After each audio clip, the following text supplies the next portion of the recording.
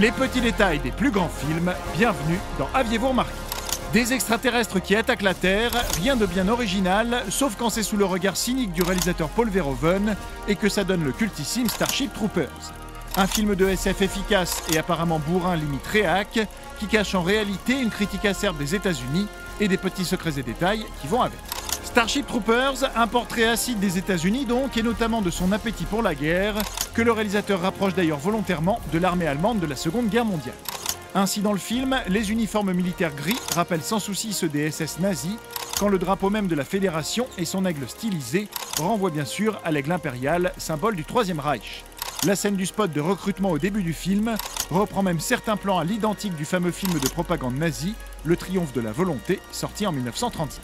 Toujours dans le même but critique, on aura noté que les murs de la salle de classe ici comptent de nombreux portraits de philosophes, Aristote, Spinoza, Nietzsche et Hannah Arendt, qui ont tous influencé le monde politique. Par exemple, Hannah Arendt travailla toute sa vie sur le totalitarisme, qui est un thème important du film. Le film compte même un détail encore plus subtil, puisque la plupart des adultes en position d'autorité, comme le professeur Ratchak, le sergent responsable du recrutement ou encore le professeur de biologie, ont tous des infirmités, que ce soit un bras en moins, la perte des 2 jambes ou le fait d'être aveugle. Le réalisateur avoua que c'était justement pour appuyer le symbole des conséquences du totalitarisme. Mais rassurez-vous, Starship Troopers, c'est aussi un bon gros paquet de fun et de SF. Dans le genre, on a pu remarquer que le bouton qu'active Denise Richards la première fois qu'elle manœuvre un vaisseau est celui d'allumage d'un ordinateur IBM de 82, ou que dans la scène de bal de fin d'année, on peut entendre une reprise de la chanson I Have Not Been to Oxford Town de David Bowie, les paroles étant modifiées pour correspondre au XXIIIe siècle dans lequel se déroule l'histoire.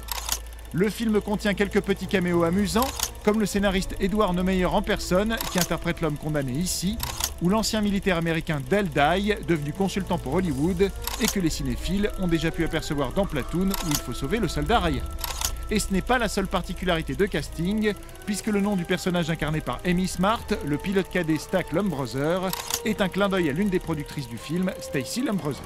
Enfin, les images d'attaque de Buenos Aires dans le film sont en réalité d'authentiques images d'un feu de forêt de 91 en Californie, quand une mini-réplique du Faucon Millenium de Star Wars peut se retrouver sur l'un des vaisseaux. Mais ça, bien sûr, vous l'aviez remarqué. Non.